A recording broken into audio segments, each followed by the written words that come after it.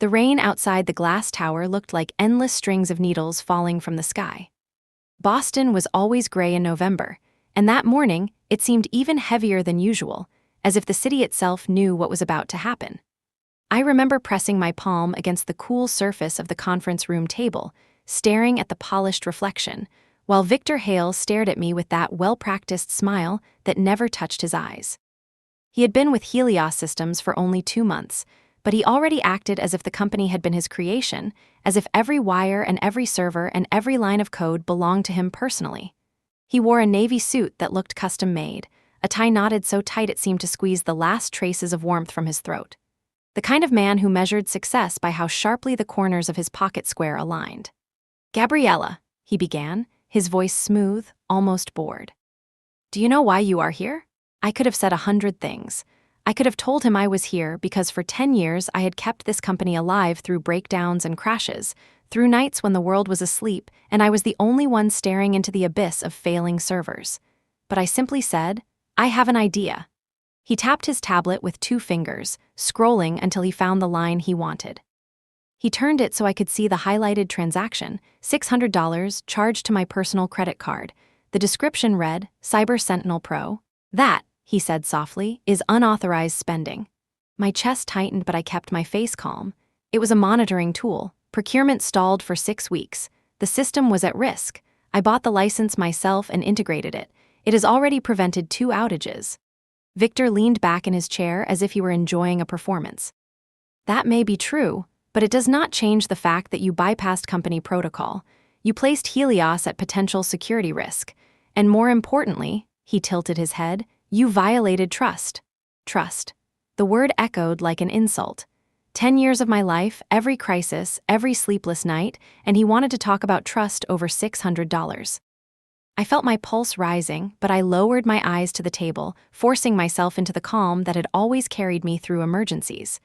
"The reimbursement request is still pending," I said. "It is a legitimate expense for the company." He closed the tablet with a snap, the sound sharp in the silent room. "Not anymore. The request has been denied. And as of this moment, so is your employment. Security will escort you out." The words were delivered without emotion, like lines from a script he had rehearsed. He did not even give me the dignity of a conversation. I had seen servers collapse more gently. I stayed seated for a long moment. The rain behind him blurred into a wall of silver, and the sound of my heartbeat filled my ears. Part of me wanted to shout, to slam my fists into the table, to tell him he had no idea what he was doing. But another part, the colder part, whispered that silence would be sharper than any outburst. So I stood slowly, carefully. I reached for my coffee mug, for the small notebook I always carried, for the things that were mine. My movements were precise, deliberate, almost ritualistic. I would not give him the satisfaction of seeing me stumble. "Is there anything else?" I asked, my voice calm as ice. He only lifted his chin. "Your badge and laptop." I unclipped the badge from my belt and laid it on the table. I unplugged the company laptop, set it beside it. My hands did not tremble, though inside something vast and dark was awakening. "Security will meet you at the elevator," he said, already glancing back to his tablet as if I had already disappeared. I walked past him without another word. The hallway outside buzzed with the usual morning rhythm, keyboards clattering, voices murmuring, the scent of burnt coffee drifting through the air. People glanced up as I passed, some with curiosity, some with pity, but no one spoke. It felt like an execution. At the desk I had called mine for a decade, I paused. My small succulent plant sat by the monitor, patient and green despite 3 office relocations. I picked it up, cradling it carefully. That was the only piece of me that belonged in this place. As I turned, Daniel Brooks, one of the few engineers I trusted, looked up from his screen. His eyes widened slightly. He mouthed, "What happened?" I shook my head once, subtle, telling him not to ask. His jaw tightened, but he said nothing. When I reached the elevator, the security guard was already waiting. Young, nervous, shifting from one foot to the other. He looked barely old enough to rent a car. "Sorry about this, ma'am," he muttered as he fell into step beside me. "Not your fault," I said. The elevator ride felt endless. Floor numbers ticked down slowly, 23, 22, 21. Each one a step further from the life I had built, the life that had been stripped away with a single line item on a credit card statement. By the time we reached the lobby, the storm inside me had hardened into something sharp, something unbreakable. $600. That was the price they had put on my 10 years of knowledge, of loyalty, of sacrifice. They thought they had ended me, but they had no idea what they had just purchased with that cheap betrayal. I stepped into the wet air, the plant tucked under my arm, and looked up at the Helios Tower. Its logo gleamed against the gray sky, arrogant and untouchable. I smiled then, not because I felt joy, but because I understood something Victor never would. He believed he had buried me under the weight of bureaucracy. What he had actually done was free me. The phone in my pocket buzzed. I pulled it out and scrolled through contacts until I found the name I needed. Maya Rodriguez. I pressed call. She answered on the second ring, her voice warm, familiar. Gabriella, wow, it has been ages. What's going on? Coffee, I said. My voice was steady, almost casual. We need to talk. I want to discuss some licensing issues. There was a pause, then Maya laughed lightly. Licensing issues? That sounds serious. Is everything okay? I glanced once more at the tower, its glass walls shining in the rain. It will be. That was the morning they thought they could discard me for $600. That was the morning I stopped being their invisible guardian and started becoming something else entirely. That was the morning I began to count the real price. The cafe where Maya and I met was one of those converted warehouses with exposed brick walls and furniture that looked as if it had been salvaged from a shipwreck. It smelled of espresso and rain-soaked coats, the hum of conversation blending with the hiss of milk steamers. She was already there when I walked in, dressed in a charcoal suit that probably cost more than a month of my rent. Maya always had a way of looking sharp enough to cut glass. The moment she saw me, her expression softened. You look like someone just ran over your dog. Close, I said as I slid into the chair across from her. I got fired this morning. Her brows shot up. Helios finally lost its mind? After everything you've done for them. I let out a short laugh, though there was no humor in it. The new CTO decided to make an example out of me. Apparently $600 is worth more than 10 years. She whistled low. Unbelievable, but you know Massachusetts is an at-will state. They can fire you for the color of your socks if they want. I know, I said, wrapping my hands around the mug the waiter had placed in front of me. The warmth seeped into my fingers. But that's not why I called you. I pulled my personal laptop from my bag and set it on the table. Maya leaned forward, curiosity lighting her eyes as I opened a folder marked with neat timestamps and project names. These are libraries I developed, I explained. On my own time with my own equipment. I integrated them into Helios systems because they needed solutions I could provide, and they've been running on my code for years. Her eyes scanned the screen. This one's under MIT license. That one's GPL. But wait. She stopped at a particular folder. This one is yours, a custom license. I nodded. Free for personal use, requires commercial licensing for any for-profit entity. And Helios has been using it in production? Across their entire infrastructure, I said. I opened another tab showing charts and logs. I tracked usage meticulously. Every API call, every build process, every deployment. For 3 years, they've been running my libraries commercially without a license. Maya leaned back, a slow smile forming. Gabriella, you beautiful paranoid genius, you've been planning for this all along. Not planning, I said quietly. Preparing. Companies love free labor but hate paying for it. I made sure the terms were clear even if no one bothered to read them. She scrolled through my calculations, her eyes widening. This number, $10.8 million in unpaid licensing fees, that's your conservative estimate? Yes, conservative. If I revoke their license, every system running my code would have to be rewritten or shut down, and we both know they can't do that. For a long moment, we sat in silence, the weight of it settling between us. Outside, the rain continued to tap against the windows. This isn't just about money, is it? She said finally. I shook my head. The money is how we keep score. This is about every night I sat alone in a dark office, holding their system together with digital duct tape while the executives slept. This is about being invisible until something broke and essential only until it was fixed. They made me visible when they walked me out with a guard at my side. That was their mistake. Maya's smile sharpened into something like admiration. All right, first step is to document everything. Every commit, every integration point, every pull request. Already done. I slid a small USB drive across the table. Logs, Git histories, CI pipelines, even internal messages discussing implementation. 3 years of evidence. She pocketed the drive with a satisfied nod. You know, once we send this, there's no going back. You'll be burning every bridge. I looked into my coffee, watching the dark surface ripple. They lit the match when they threw me out over $600. I'm just deciding where the fire spreads. That night my apartment felt strange. It was too quiet for a Tuesday at 2 in the afternoon. For years, silence had been a luxury I never tasted, not with on-call rotations and emergency alerts buzzing me awake at 3 in the morning. Now the silence pressed against my chest. I set the succulent on the windowsill and opened my laptop. Habit made me type in the Helios status page before I even realized it. All green lights, all systems healthy. My code was still doing its job, even as HR processed my termination. The irony cut deep. I closed the page and instead opened my own private dashboard.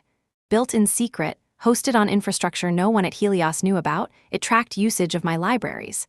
Telemetry, error rates, performance metrics. Nothing malicious, just the kind of monitoring any responsible developer would keep for software they released. Almost immediately, I noticed a spike.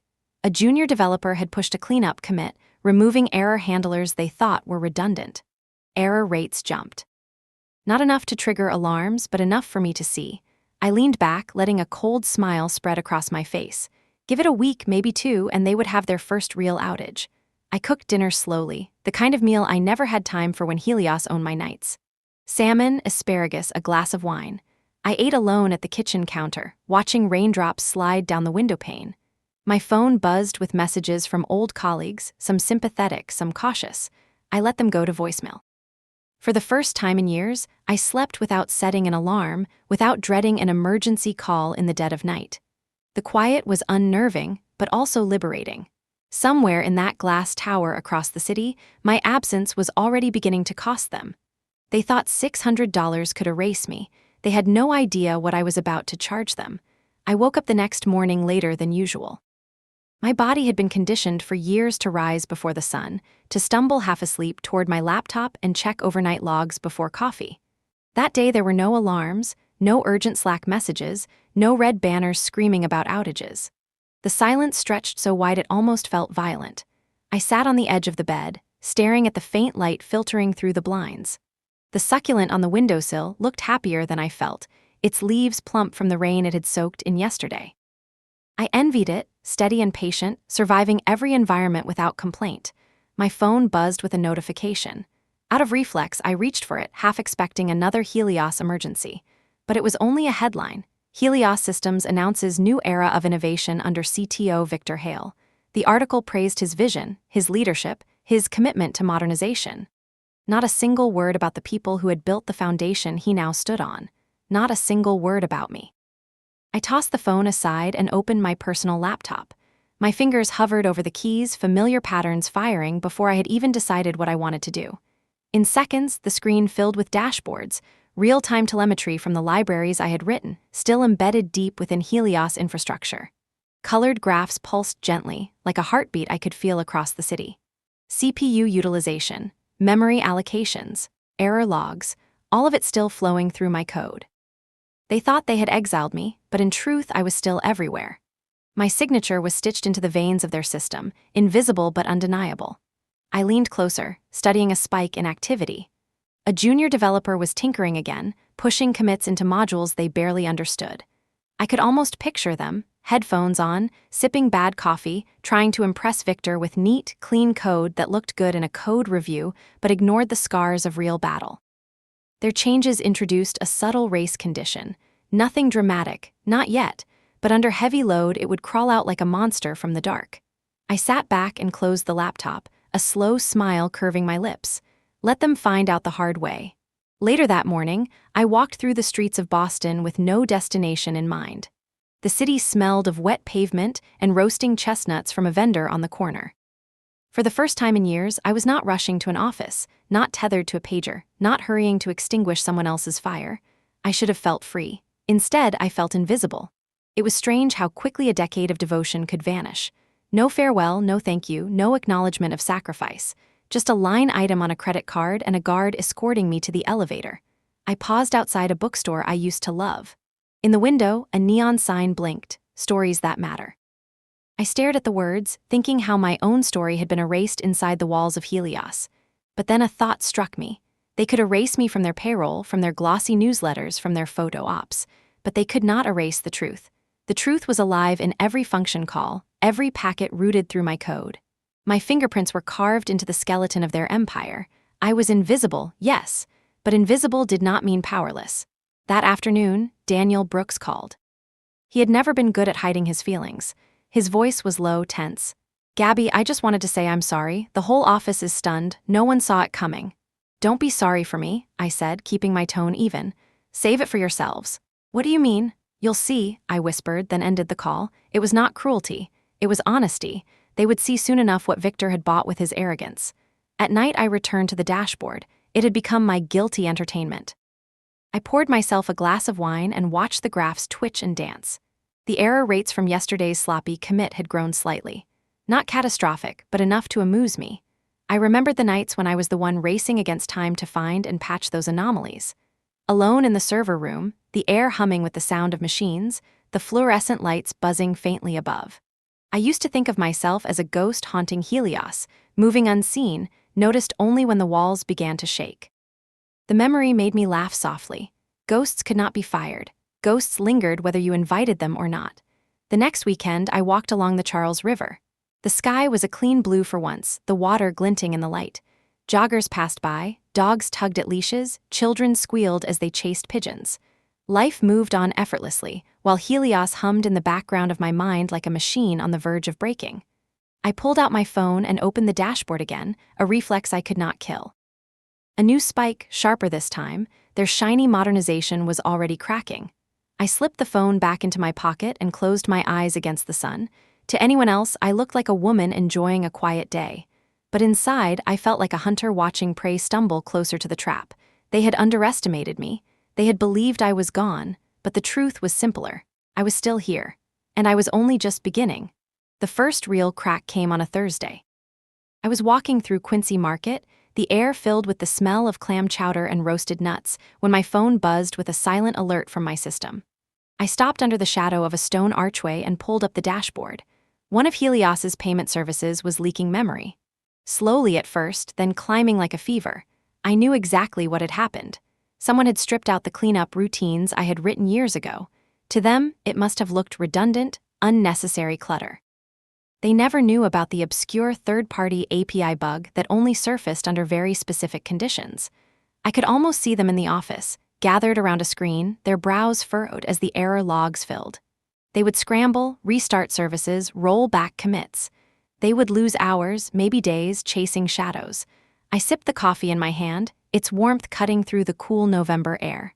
For once, it was not my problem. By the time I reached home, the news had already begun to spread in whispers across the tech community. Helios's payment portal had been experiencing intermittent issues. Stocks dipped a few points. Blogs speculated. I poured myself another glass of wine and watched the graphs settle after they rolled back my code. Their victory would be temporary. The structure was brittle now, and every careless change would bring new cracks. I did not have to lift a finger. Gravity was doing the work for me. At night, lying in bed, I thought about invisibility. For 10 years I had lived that way, unseen but indispensable. There had been no applause when I saved millions of dollars by preventing outages. No spotlights when I rebuilt pipelines that carried the company's lifeblood. My reward had been silence, and in that silence I had convinced myself that it was enough. But the moment Victor pushed me out the door with a guard at my side, I realized how dangerous invisibility could be. When they cannot see you, they believe you can be erased. I would not let that happen again. Over the next days, I began to piece together fragments of my own story. Old notebooks filled with sketches of architecture. External drives holding versions of code I had written at midnight in my apartment. Every detail, every timestamp, every message proving that my contributions were more than whispers in the dark. The invisible one was preparing to become visible. Daniel called again on Saturday. His voice was strained. "Gabby, I know you don't want to talk, but things are bad. The new deployment system crashed half the platform. Clients are furious. Victor is breathing down everyone's neck." I said nothing. The silence stretched long enough that he sighed. "I wish they had listened to you," he said quietly. "You deserved better." My throat tightened, but I forced myself to remain calm. "Deserve has nothing to do with it, Daniel. They made their choice." "Are you going to do something?" he asked.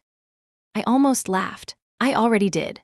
Before he could press further, I ended the call. That evening I returned to the cafe where I had first met Maya after my firing. The same exposed brick walls, the same aroma of strong coffee.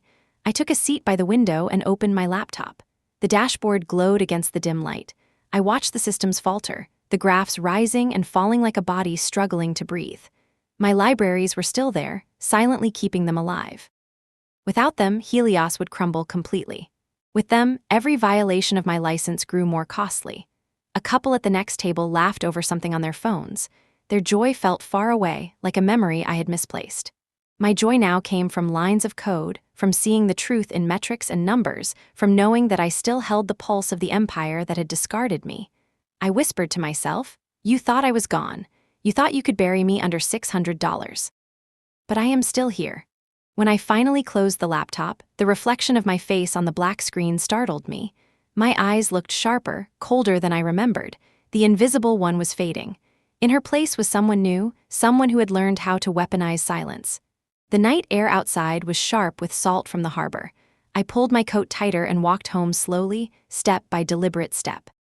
The city lights shimmered on wet pavement, and I felt as though I was walking inside a mirror world, where everything looked the same but nothing was. I was not a Helios engineer anymore. I was something else. Something they would soon regret underestimating. Maya invited me to her office on Monday morning. The building stood at the edge of the financial district, its glass facade reflecting the pale winter sun. As I entered the lobby, I felt an odd mix of nerves and anticipation. For years, I had been the one in control of crises, holding entire infrastructures together by instinct. But this was a different kind of battlefield, one measured not in uptime but in contracts and law. The receptionist guided me to the 32nd floor. Maya's office overlooked the harbor, the water glittering in fractured light. She greeted me with her usual confidence, heels clicking against the hardwood floor, her smile sharp but genuine. "Gabby," she said, pulling me into a brief. "You look better than I expected. After what happened, I thought I'd find you curled up in a blanket fort with ice cream." "I had wine instead," I said. "And logs, lots of logs." That made her laugh. "Of course you did. Come sit, show me what you've got." I placed my laptop on the polished table, my hands steady. The moment the screen lit up, it felt like I had stepped into a confessional. Years of secrecy, of quiet preparation, were about to be laid bare. "This," I began, opening a folder marked archive, "is everything I developed outside of Helios. Nights, weekends, my own hardware, my own accounts. None of it belongs to them." Maya leaned forward, scanning the file names. Her lawyer's eye was quick, cataloging evidence as fast as she could. "Here," I said, clicking into one of the libraries. "This one runs authentication checks. It has been embedded in Helios's user management system for 5 years. Look at the license header." Lines of text filled the screen, clear and deliberate, free for personal use. Commercial use requires paid license. All rights reserved. Gabriella Bailey. Maya's brows arched. Crystal clear, no ambiguity. Exactly, they never paid a cent. Yet every login, every customer session, every employee credential at Helios flows through this library. I clicked to another folder. This one handles network resiliency. If a server goes down, this code reroutes traffic. It has saved them millions in downtime. "And this is also yours?" "Mine," I confirmed, "and licensed under the same terms." She sat back slowly, eyes widening. "Gabby, this is enormous," I nodded. "I built these because Helios needed them. Their off-the-shelf tools were inadequate. Management ignored my requests for proper solutions. So I created my own, cleaner and more reliable. I integrated them quietly. No one asked questions as long as the system worked, and it worked brilliantly." Maya scrolled through the folders, her jaw tightening. "You are telling me their entire infrastructure is sitting on top of code they do not own?" "Yes," I said softly, "and I have proof of every step. Git logs, commit histories, CI/CD pipeline artifacts, even emails where managers praised these libraries without realizing they were mine. For 3 years, they have violated my license every single day." Silence settled over the room. Only the faint hum of the HVAC system filled the space. I watched her eyes flick back and forth across the screen, her lawyer's mind calculating damages faster than I could. 10 million at least, she murmured finally. Maybe more depending on statutory damages and willful infringement. The number hung between us like a weight. I leaned back, exhaling slowly. They fired me for $600, but what they owe me is measured in millions. Maya stood, pacing to the window.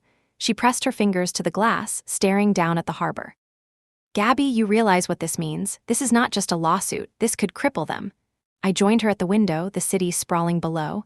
"Good, let them feel what it is like to be powerless." She turned sharply. "Are you ready for that? This will not just burn bridges, this will detonate them." "They already burned mine," I said. My voice was calm, but inside a storm brewed. They dragged me out like a criminal. They made me invisible. This is not revenge, Maya. This is truth. Her gaze softened, and for a moment I saw the friend I had known since college, the one who stayed up all night with me studying algorithms and case law. You always did play the long game. I learned from the best, I said. She pulled out a legal pad, flipping it open with crisp efficiency. All right. Step 1, preserve evidence. You said you already have logs and commits. Good. Step 2, we draft a notice of infringement. That will get their attention. Step 3, prepare for negotiations because trust me, they will not want this going to court. I watched her write, her pen scratching across the page. The words looked like battle plans. Do you think they will settle? I asked. They will have no choice, she replied. Their entire empire is built on your code. If you revoke their license, they are legally obligated to stop using it. That would mean shutting down half their systems. The stock market would crucify them. I closed the laptop and folded my hands over it. Then let us make them listen. That night, back in my apartment, I sat in the dark with only the glow of the city outside. The USB drive Maya had taken was just one of many. I had backups scattered across encrypted drives, cloud vaults, even safety deposit boxes. Helios could erase me from their office, but they could not erase the truth. I thought about Victor Hale, his smug smile as he dismissed me. He had no idea that the foundations beneath his shining tower were mine. He had no idea that he had fired the one person holding back the flood. I poured another glass of wine, watching the crimson liquid swirl. $600, I thought. That was the number he had chosen to define me. Tomorrow, I would show him the real number, and it would not be one he could afford. The following morning, I returned to Maya's office with a cardboard box full of drives and notebooks. She raised her brows when she saw it. Good Lord, Gabby, did you rob a library? 10 years of nights and weekends, I said, setting the box on her desk. Every version, every prototype, every bug I fixed at 3 a.m. while Helios executives slept soundly. She opened one of the notebooks, flipping through pages of diagrams and annotations.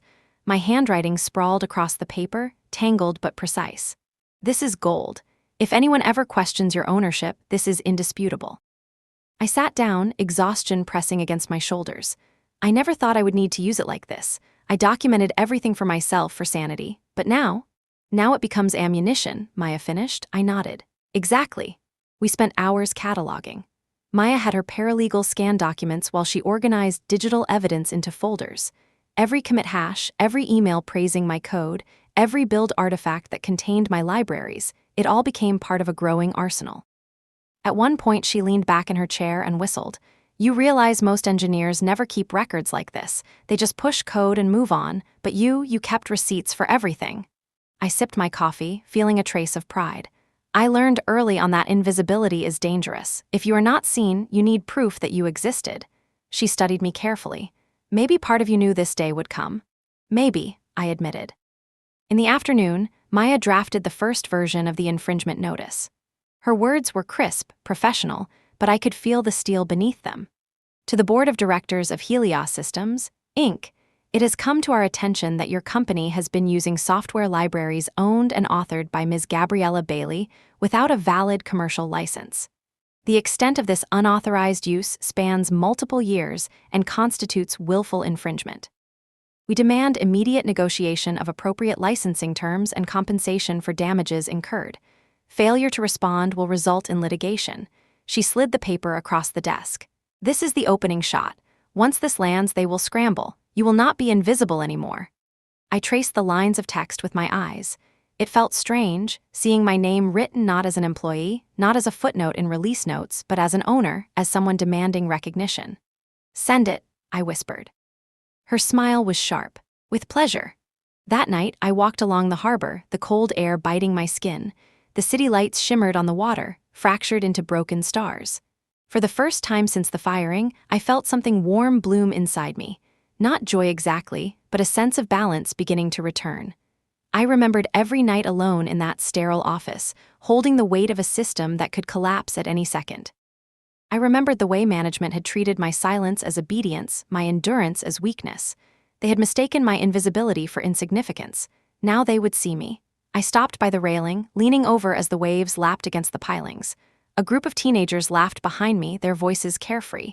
I envied them for a moment, then realized I no longer wanted to be carefree. I wanted to be dangerous. The next day, Maya called. Her tone carried a thrill of anticipation. They responded. How quickly? Within 4 hours of receiving the letter, which means they are terrified. I sat down on my couch, my heart beating faster. What did they say? They want to discuss an internal review. No mention of payment yet, just a vague request for time. I smiled. Stalling, classic. Exactly, Maya said, but the fact that they replied so quickly means they know how deep this runs. They will try to buy time while their lawyers scramble. But every hour they delay is another hour of infringement. I exhaled slowly. Good, let them sweat. Later that evening, I opened my dashboard again. The graphs pulsed steadily. My code was still working perfectly, still carrying their empire on its back. I pictured Victor sitting in his corner office, blissfully unaware that the very lines of code he dismissed as disposable were now the noose tightening around his company. I whispered to the empty room, "You should have left me invisible." Over the next week, the dance began. Helios's lawyers sent carefully worded letters denying wrongdoing while simultaneously asking for clarification. Maya responded with receipts, each one sharper than the last. Every message, every artifact, every log tightened the net. At night, I dreamed of servers crashing, of boardrooms filled with shouting men in suits, of Victor's smile cracking as the truth sank in. I would wake with my heart pounding, but instead of fear, it was exhilaration.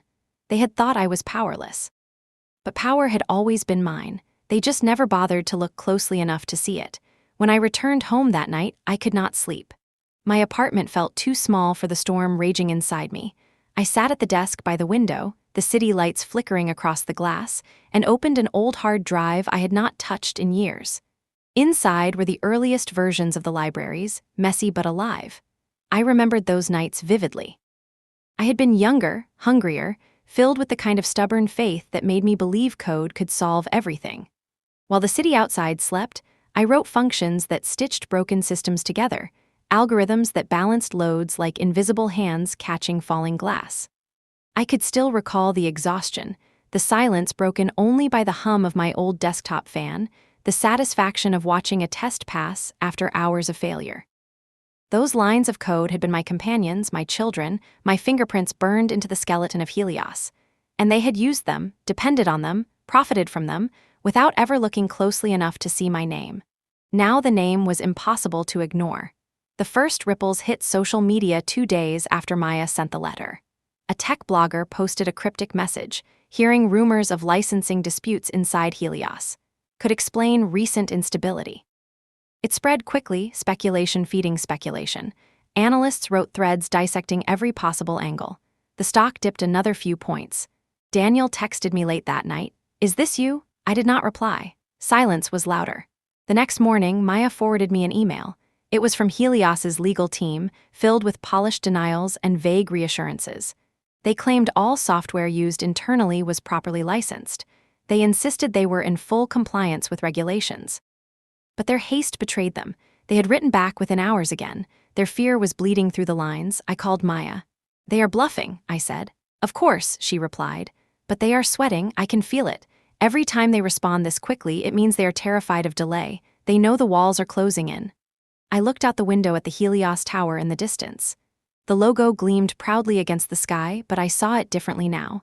To me, it looked hollow, like a shell already cracking. That evening, I opened the dashboard once more.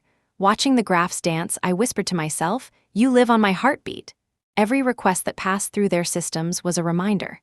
Every transaction, every login, every email sent through Helios servers carried a piece of me. Without me, without my code, they would collapse into silence. They thought they had buried me under $600, but it was my signature keeping them alive. And soon, the world would know. The first real collapse arrived with the cold bite of December. I woke to the buzz of my phone and, still half asleep, reached for it expecting another message from Maya. Instead, headlines filled the screen. Helios Systems suffers major outage. Payment services unavailable across multiple regions. I sat up, my heart pounding with a strange mix of dread and satisfaction. The article described thousands of failed transactions, angry customers flooding social media, merchants demanding answers. The outage had lasted 2 hours before partial recovery. I opened my laptop and pulled up the dashboard. The graphs screamed red, memory leaks cascading failures, unhandled exceptions.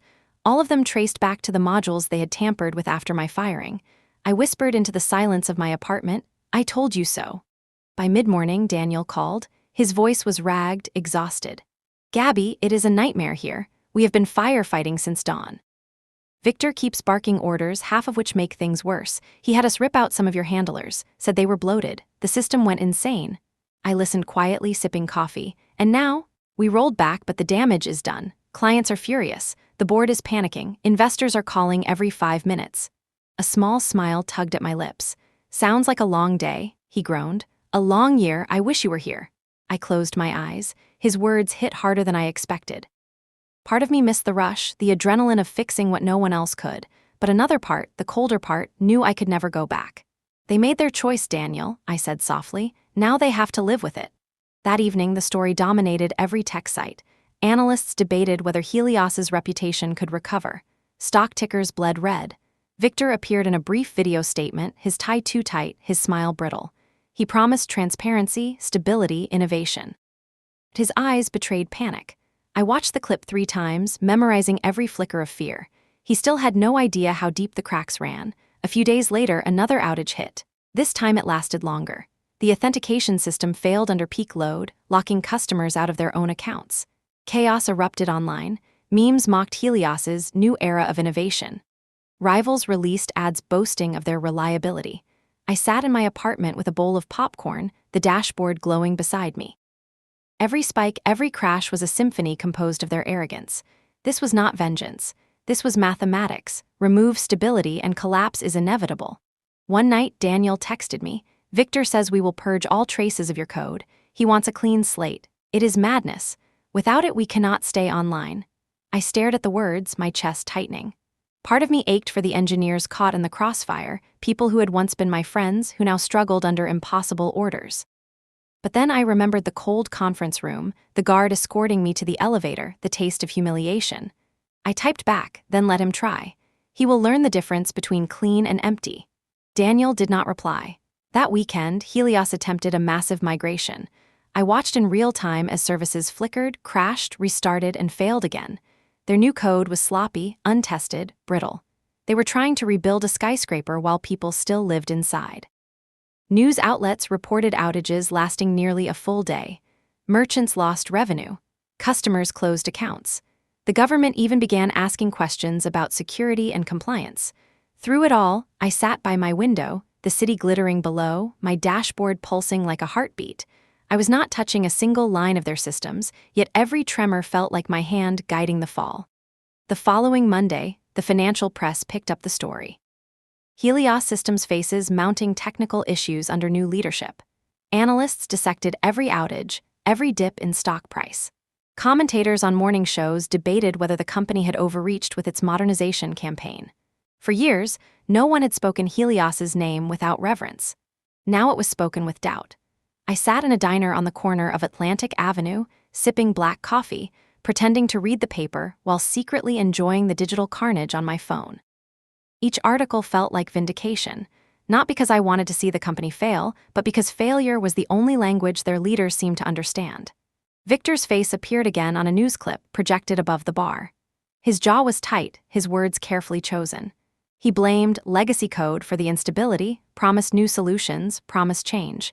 He never once mentioned my name, but I could feel the shadow of it pressing against his lips. Legacy code, that was me. The invisible foundation holding them up now dismissed as baggage. That evening Daniel called again, his voice low and strained. He is out of control, Gabby. He wants us to rewrite entire modules overnight. It is impossible. People are burning out, some are quitting.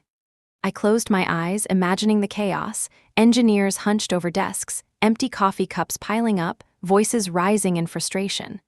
I had lived through that pressure, that endless cycle of panic. But this time, I was not the one holding the walls together.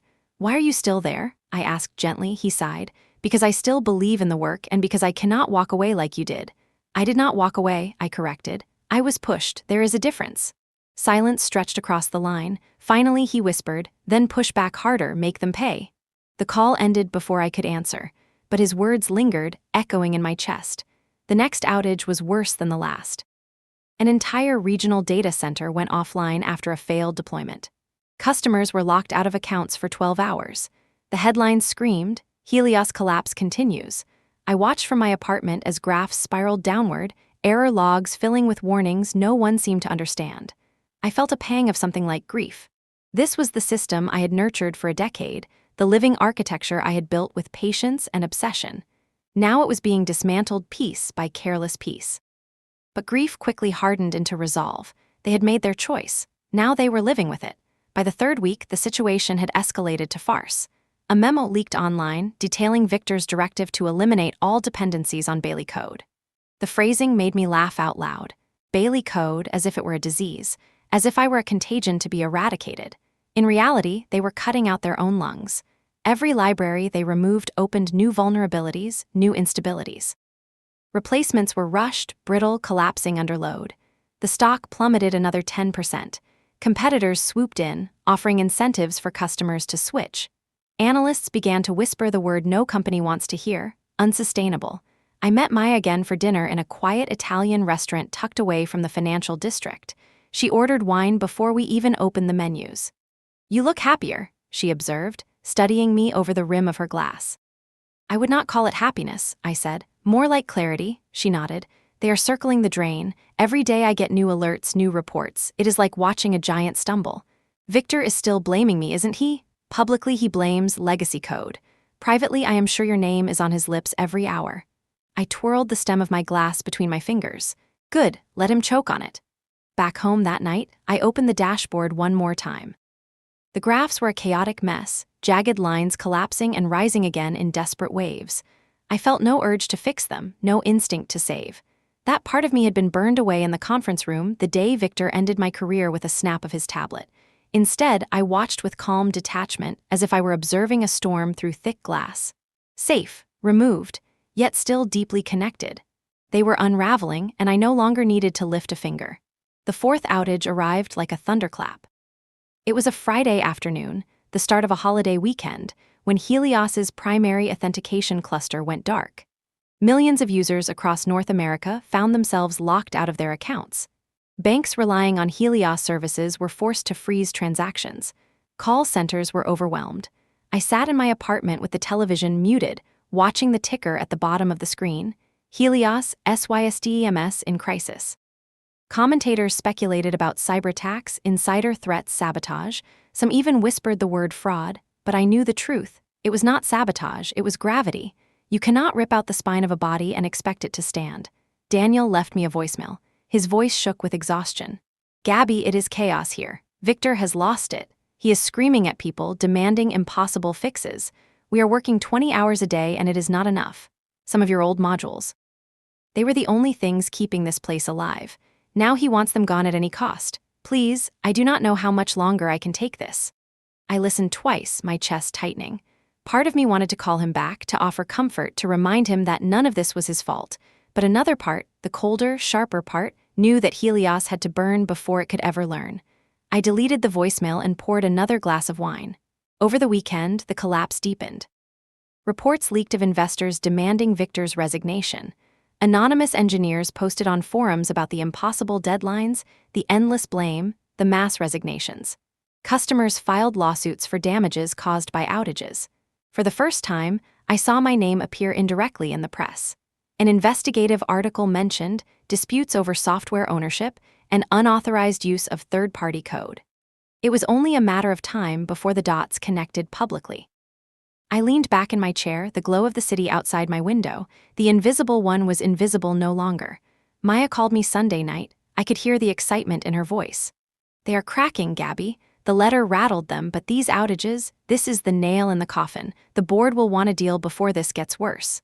"They should have thought of that before," I said softly.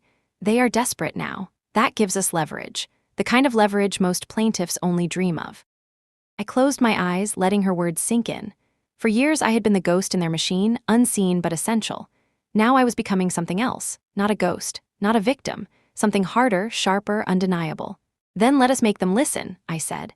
The next morning I walked past the Helios Tower for the first time since my firing. The glass facade still gleamed, but the lobby was filled with reporters. Cameras flashed. Security guards looked tense, guiding executives through back entrances.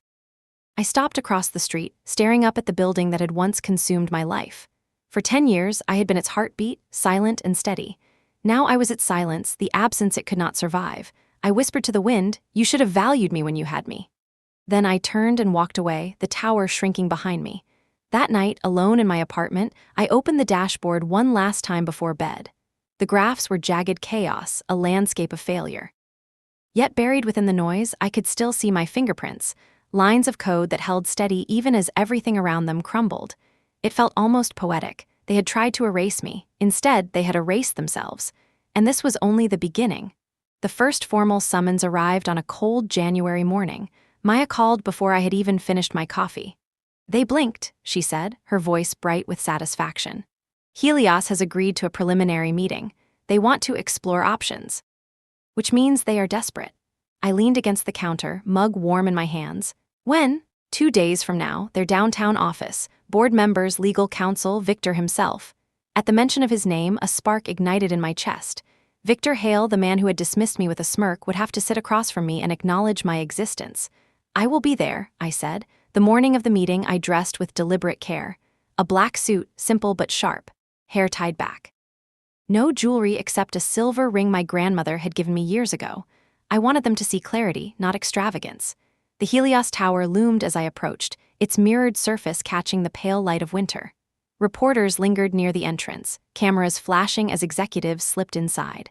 The irony was not lost on me. Months ago, I had been escorted out of this very building like a criminal. Now I walked back through the same doors, not as an employee, but as a claimant with power. The receptionist's eyes widened slightly when I gave my name. She guided us to a conference room on the 27th floor.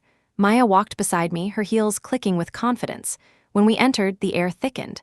Around the long mahogany table sat half a dozen suits. At the far end, Victor. His smile was tight, his eyes sharp with barely concealed contempt. "Ms. Bailey," he said smoothly, "a pleasure to see you again." The last time he had said my name, it had been in a termination meeting. Hearing it now felt like both a wound and a victory. I met his gaze calmly. "Victor." The meeting began with formalities. Their lead counsel spoke first, a polished man with a voice like glass. He acknowledged the letter, dismissed the claims as misunderstandings, and insisted Helios had acted in good faith. Maya cut him off with surgical precision. "We have records of every unauthorized use. Logs, commit histories, internal memos. Your good faith does not erase 3 years of infringement." She slid a folder across the table. The lawyer's face tightened as he flipped through the pages. Victor leaned back, arms crossed. "Even if this is true, the code was part of Helios infrastructure. Work for hire as the law defines." My chest burned, but I kept my voice even. Work for hire applies to what I created as an employee, on company time, with company resources. These libraries were built outside your walls, with my machines, my accounts, my nights. You used them because you were desperate. Do not pretend otherwise. His jaw tightened. For the first time, he did not have a ready answer. I glanced around the table, meeting the eyes of each board member. Some looked wary, others calculating. They were beginning to see the truth. "You fired me for $600, I continued. "But your systems run on millions of dollars worth of my work. Without it, you collapse. You already are collapsing." The silence that followed was heavy, unbroken, until Maya spoke again. "Our demand is simple. Fair compensation for past infringement and a licensing agreement moving forward. If you refuse, we pursue litigation, and the world learns just how fragile your empire really is." The lawyer cleared his throat and tried to shift the conversation. He spoke of partnerships, of reputations, of mutual interest. He painted pictures of collaboration instead of confrontation, but every word sounded like a shield raised against the inevitable. Maya sat beside me, her pen tapping lightly against her legal pad, a signal I had learned to recognize in college. It meant she was preparing to strike. I leaned forward, folding my hands on the table. "You do not seem to understand. This is not a negotiation for favors. This is an accounting. Every day you continue to run my libraries without a license increases the damages. By the time we are done here, the number will make your shareholders choke." One of the board members, an older woman with sharp eyes, cut in. "Ms. Bailey, you must realize what you are asking. A settlement of this magnitude could destabilize the company further. Thousands of employees depend on us. Customers depend on us." I met her gaze without blinking. "For 10 years, I was one of those employees. I carried the weight of your customers on my back, in silence, without recognition. When Victor threw me out over $600, none of you thought about destabilization then. You thought about savings. Now it is time to think about cost." The words settled like stones. Even Victor's mask slipped, his smile faltering. The lawyer attempted to regain control, flipping to another page of his notes. "We would like to propose arbitration rather than litigation. It would keep matters confidential and avoid unnecessary publicity." Maya's smile was cool. "Confidentiality is a luxury you have not earned. My client has no interest in silence anymore." I saw Victor's hands clench under the table. He hated that. For years, I had been the silent one, the ghost in his machine. Now I was louder than he could bear. The meeting dragged on for 2 more hours. They tried every angle, from dismissive to conciliatory, from threats to appeals. But the evidence was unshakable. I watched their faces as they realized it. They were trapped by their own negligence. When we finally left the building, the winter air bit at my skin, but I felt strangely light. Maya walked beside me, her stride brisk. "They are rattled," she said. "They will stall, they will bluff, but make no mistake. They know you hold the knife." I nodded, staring back at the tower. Its mirrored surface no longer gleamed like a monument. It looked brittle, fragile, as if one good push would send cracks racing through its walls. That night, I barely slept. I kept replaying Victor's face in my mind, the moment his confidence fractured. For years, he had dismissed me as invisible. Now he could not look away. The next morning, the first leaks hit the press. Anonymous sources claimed Helios was facing serious intellectual property disputes that could cost millions. The story spread like wildfire. Investors panicked. Customers demanded answers. And for the first time, my name appeared in print. Gabriella Bailey, former engineer at Helios Systems, was suing for ownership of core infrastructure. Seeing it written out made my hands tremble. The media storm grew faster than anyone expected. By midweek, financial networks were running segments every hour about the lawsuit. They replayed clips of Victor's strained interviews, dissected every word from Helios's press releases. My name appeared in bold on banners beneath stock tickers, paired with numbers that climbed into the tens of millions. At first it felt surreal. For so long I had been a shadow, my work unnoticed except when something broke. Now strangers debated my choices on television, investors demanded answers about me, analysts described me as a brilliant engineer turned avenger. The invisibility I had lived with for a decade was gone. Maya kept me grounded. She called each morning, her voice crisp, detailing the newest moves from Helios's legal team. They had filed motions to delay, tried to question my authorship, even suggested that my libraries were trivial and replaceable. "They are bluffing," Maya said each time. "If they truly believed your code was trivial, they would not be bleeding money trying to replace it. Their desperation proves your case." I listened carefully, storing each phrase like a weapon. A week later we faced them again, this time in a federal mediation room. No reporters, no cameras, just lawyers, board members, and the heavy presence of the judge assigned to oversee the process. The air smelled of stale coffee and tension.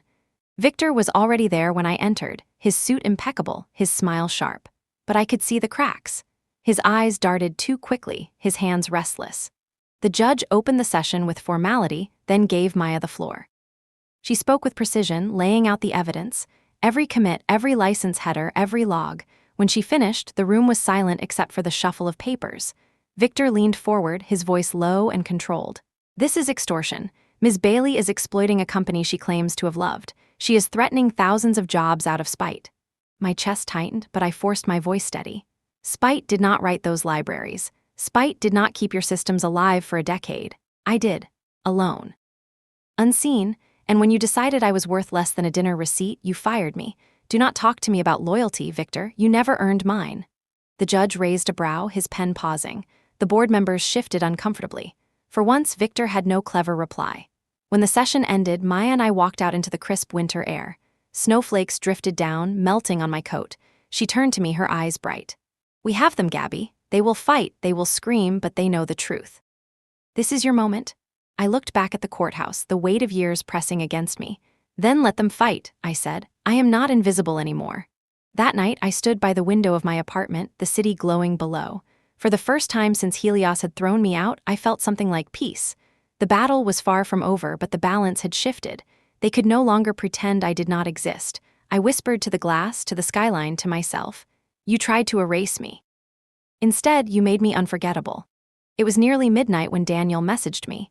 A single line on a secure channel we had not used in years. "Check your email. Encrypted. Burn after reading." My heart quickened. Daniel was not the type to dramatize. I opened the attachment with trembling fingers, entering a passphrase only the two of us knew from our earliest days at Helios. Dozens of files spilled across the screen. Logs, spreadsheets, internal memos.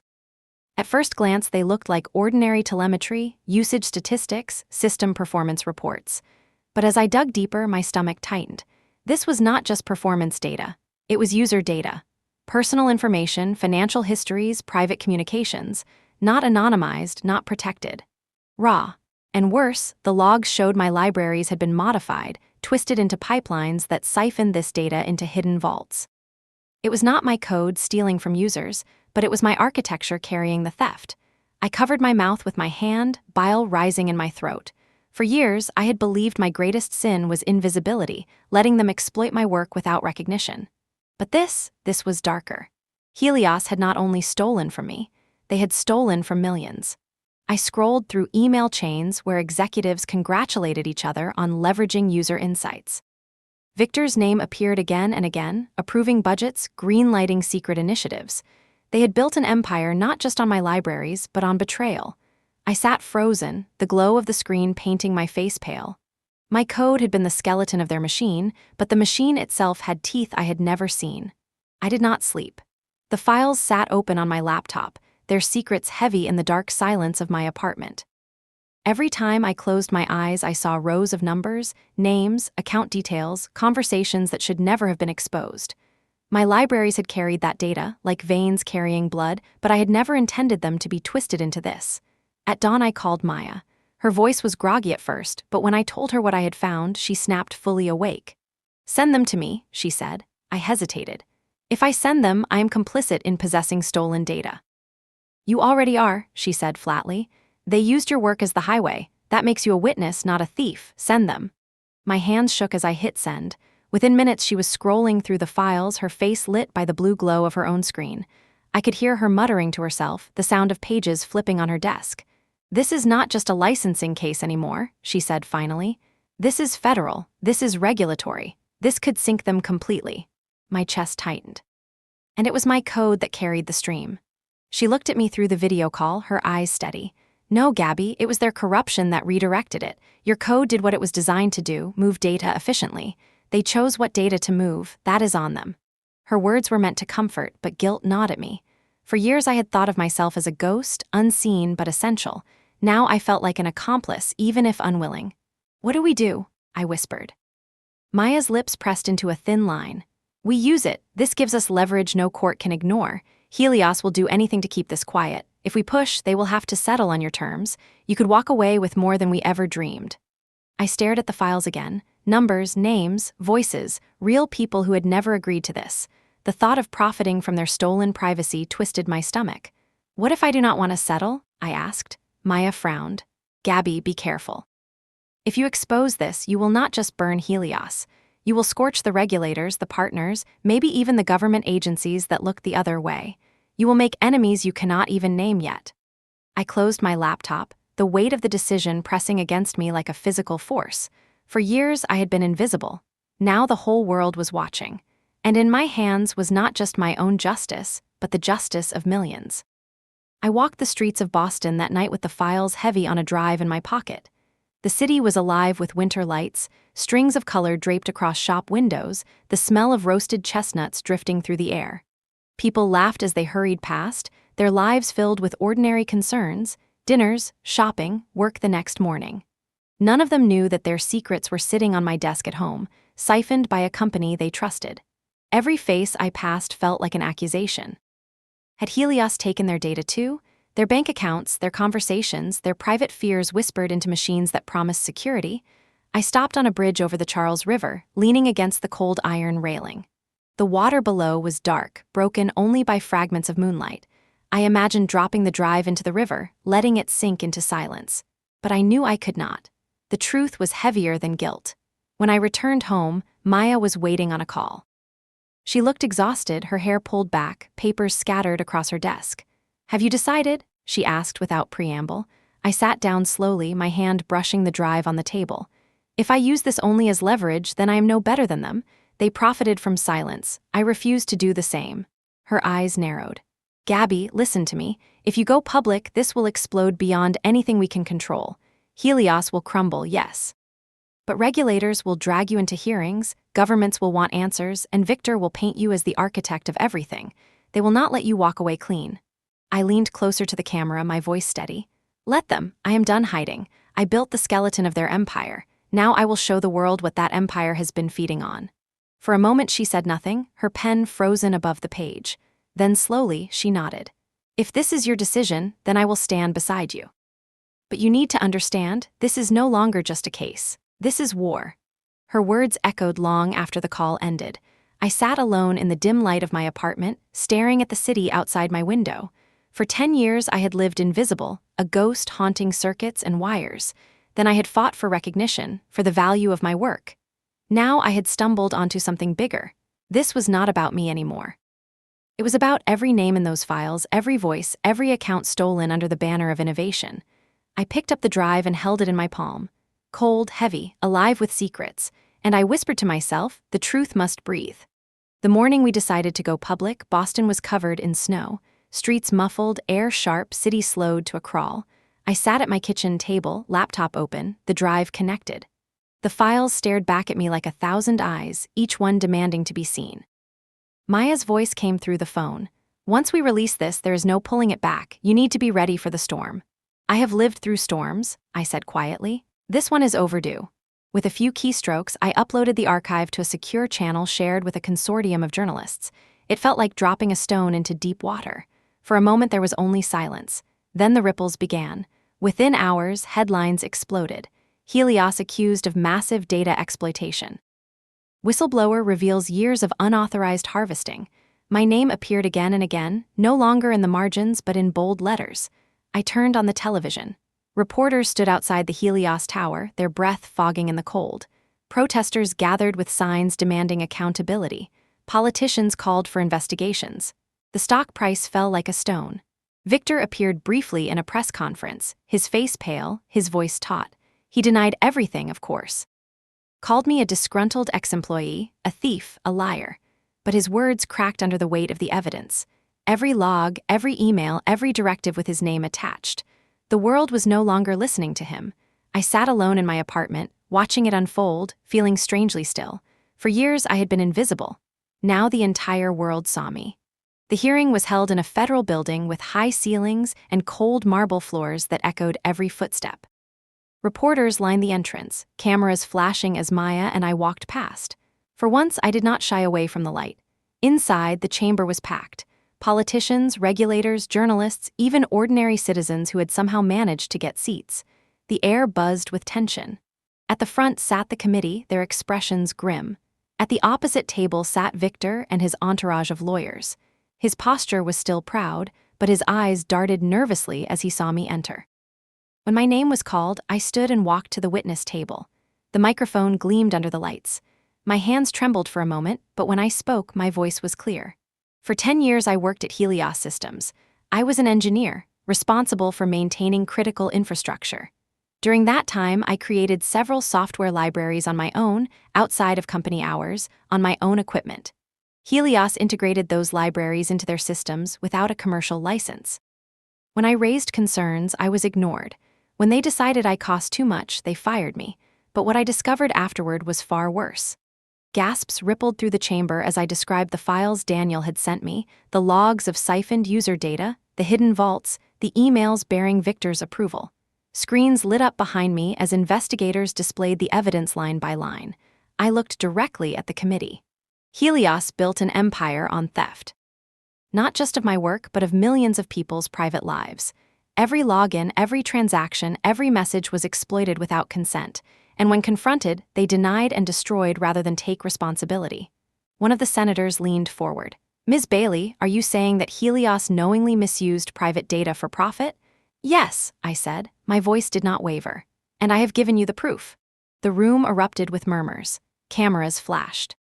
Victor's lawyers whispered frantically, but Victor himself glared at me with open hatred. I held his gaze, unflinching. For years he had looked down on me as invisible. Now he was the one shrinking under the light. When my testimony ended, Maya squeezed my hand. Her eyes shone with quiet pride. You did it, she whispered. But I knew this was only the beginning. Truth was out now, wild and uncontrollable, and truth had a way of burning everything it touched. The weeks after the hearing blurred into a storm. Every news outlet ran segments dissecting the evidence, every headline screamed of betrayal and collapse. Regulators announced full investigations, subpoenas flew like arrows, and class action lawsuits multiplied by the day. Helios's stock sank so far that analysts stopped predicting recovery. Investors demanded resignations. Victor's face was everywhere. Once celebrated as the visionary who would modernize Helios, now he was the scapegoat. Clips showed him leaving offices through back doors, cameras flashing as reporters shouted questions he refused to answer. In one photograph, I saw his expression clearly for the first time, not arrogance, not confidence, but fear. The board ousted him within a month. Official statements called it a leadership transition, but everyone knew the truth. He had gambled with secrets, and the secrets had devoured him. Maya and I spent long hours in conference rooms, negotiating with regulators, testifying before committees, meeting with attorneys representing millions of customers whose privacy had been sold. Each session drained me, but each one also rebuilt something inside me. I was no longer a ghost. I was a voice, and people were listening. Yet at night, when the cameras turned away and the city quieted, I felt the weight of it all. I would stand at my window, looking over the frozen river, and wonder if justice could ever balance the scale. Helios had stolen years from me, invisibility from me, but also trust from millions who had never known my name. Could a courtroom truly repair that? One night Daniel visited. He looked older, worn from the months of chaos, but his eyes carried relief. "They are gone, Gabby," he said. "Victor, the worst of the executives, swept out. What is left is a shell." I poured us wine, and for a while we sat in silence, listening to the hum of the city. Finally he asked, "Do you regret it going public?" I thought of the files, the hearings, the anger, the fear. I thought of the faces in the crowd outside the courthouse, people holding signs that said, "Thank you for speaking." "No," I said softly. "I regret waiting so long to stop being invisible." When he left, I returned to my desk. My old libraries sat archived on a drive, their code clean, efficient, honest. They had been born from sleepless nights, from stubborn belief that systems could be made better. And though Helios had twisted them, though Victor had tried to erase them, they were still mine. I closed the laptop and looked at the reflection of my face in the darkened screen. The woman staring back was not the one who had walked out of Helios with a box and a succulent. She was harder, sharper, louder. The world now knew my name, Gabriella Bailey. Not a ghost, not a shadow, not invisible. And as the snow fell quietly against the glass, I whispered to myself, to the city, to anyone who might still doubt. The truth breathes, and it will never be silenced again.